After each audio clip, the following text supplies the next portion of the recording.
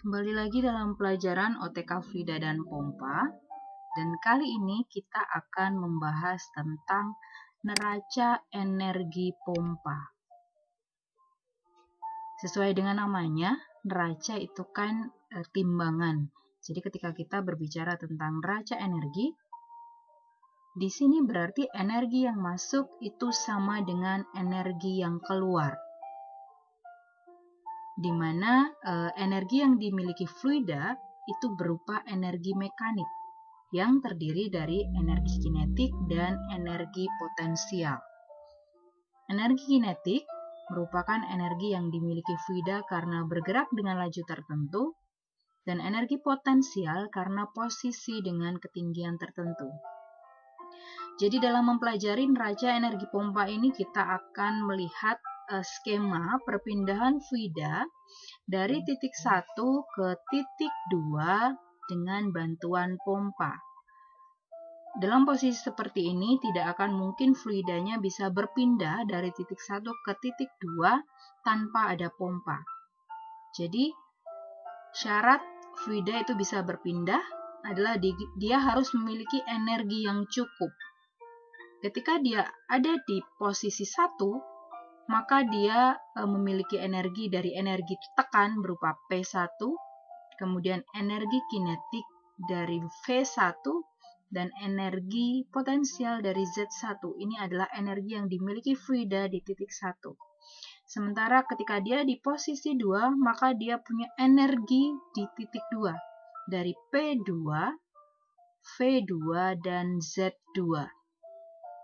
Jadi ketika total energi di titik 1 itu minimal sama dengan total energi di titik 2, maka dia bisa berpindah. Dalam posisi sekarang, hal itu tidak mungkin terjadi, maka di sini dibutuhkan adanya pompa. Nah, yang perlu diperhatikan, Z1 di sini adalah selisih ketinggian permukaan cairan di titik 1 dengan titik pusat pompa, dan Z2 adalah selisih ketinggian titik pusat pompa dengan permukaan cairan di titik 2. Ini komponen-komponen yang harus dipahami ketika belajar tentang neraca energi. Nah, selanjutnya, kerja yang dilakukan pompa itu akan menjadi energi mekanik atau energi fluida. Jadi, energinya berubah dari pompa ditransfer ke fluidanya. Sehingga ada persamaan min delta W sama dengan delta EM. Sebagaimana kita tahu bahwa W atau usaha itu rumusnya adalah F kali delta S atau gaya dikali jarak. Dan kita tahu bahwa rumus tekanan itu kan F per A, sehingga di sini F-nya itu bisa kita ganti menjadi A kali P. Jadi F di sini kita ganti dengan A kali P, sehingga persamaannya menjadi sama dengan min A kali P kali delta S. Nah, selanjutnya kita ubah posisi. Hal ini tidak akan merubah nilainya.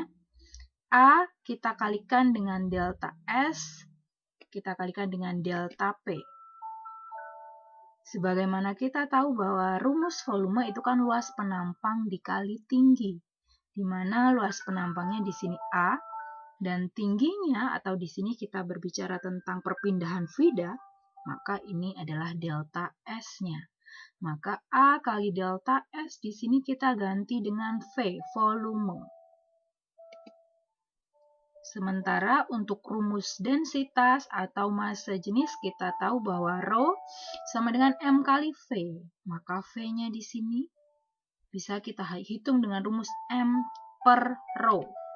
Sehingga persamaannya menjadi min delta W sama dengan V-nya kita ganti dengan M per Rho. Maka menjadi M per Rho dikali delta P. Kemudian delta P itu kan merupakan selisih, maka delta P-nya di sini kita ganti dengan P2 min P1. kita kalikan, kita keluarkan dari dalam kurung, maka kita akan peroleh min delta W sama dengan min M per Rho kali P2 min M per Rho kali P1.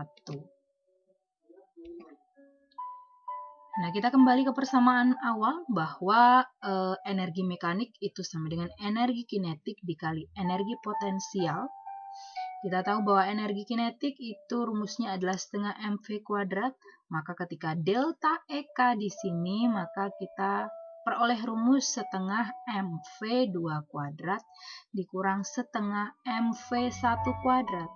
Dan untuk delta EP-nya, maka menjadi mgz2 dikurang mgz1. Kita hilangkan tanda kurungnya. Karena di sini tidak ada tanda minus di sini dan di sini, maka tidak ada tanda yang berubah. Nah, tadi dibilang bahwa kerja pompa itu sama dengan energi mekanik. Min delta W sama dengan delta EM. Tadi kita sudah peroleh ini adalah min delta W-nya. Tadi kita sudah dapatkan ini, kemudian delta EM-nya ini dari persamaan yang atas. Ini min delta W, ini delta EM. Ini kita kalikan dengan minus, maka ini menjadi min M per Rho P2, kemudian min dikali min, kita peroleh plus M per Rho P1, yang ruas kanan tetap. Kemudian selanjutnya, untuk komponen di titik 1 kita jadikan 1. Jadi di sini, ini komponen di titik 1 M per Rho P1, yang di sebelah kanan ada ini, kita pindahkan ke ruas kiri, maka minusnya menjadi plus setengah mv1 kuadrat, dan di sini ada min mgz1, kita pindah ruas ke kiri, maka di sini jadi plus mgz1, sementara di sini min M per Rho P2, min kita pindah ke ruas kanan menjadi plus, kemudian ada plus setengah mv2 kuadrat dan plus mgz2. Kemudian kita keluarkan M-nya, maka persamaannya menjadi seperti ini. Karena di ruas kiri dan kanan ada M, maka bisa kita hilangkan, sehingga persamaannya menjadi seperti ini. Nah, untuk mengetahui berapa besar kerja pompa yang diperlukan untuk memindahkan fluida, maka kita harus tahu berapa energi yang dibutuhkan. Ini itu merupakan energi fluida di titik 1 dan ini energi fluida di titik 2. Jika nilainya sama, minimal sama atau energi ini lebih besar daripada energi 2, maka dia bisa mengalir tanpa pompa. Tetapi ketika energi di titik 2 lebih besar daripada energi di titik 1, maka kita membutuhkan pompa. Berapa besar kerja pompa yang dibutuhkan? Maka di sini min delta W-nya itu adalah energi fluida di titik 2 dikurang dengan energi fluida di titik 1. Jadi di sini min delta W sama dengan delta P per Rho plus delta V kuadrat per 2 ditambah G kali delta Z. Maka itu adalah energi pompa atau kerja pompa yang dibutuhkan supaya kita bisa memindahkan fluida dari titik 1 ke titik 2. Nah, kalau bisa kita lihat, ternyata persamaan raca energi pompa itu sama dengan persamaan Bernoulli. Bahwa energi di titik 1 itu sama dengan energi di titik 2 supaya fluidanya bisa berpindah. Nah, ketika fluida itu mengalir di dalam pipa, itu kan bisa jadi terjadi gesekan antara fluida dan dinding dalam pipa atau antara fluida satu dan fluida yang lainnya. Maka ketika gaya geseknya diperhitungkan, maka persamaannya akan menjadi seperti ini.